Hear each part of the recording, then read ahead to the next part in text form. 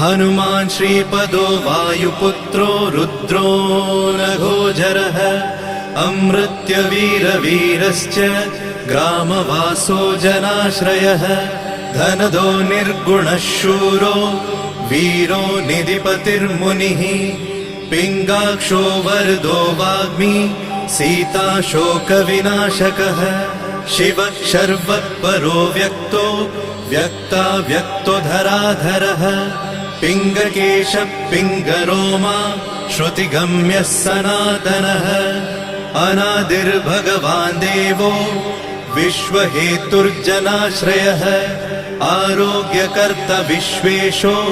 विश्वनाथो हरीश्वरः भर्गो रामो रामभक्तः कल्याणप्रकृतिस्थिरः विश्वम्भरो विश्वमूर्तिर्विश्वरूपो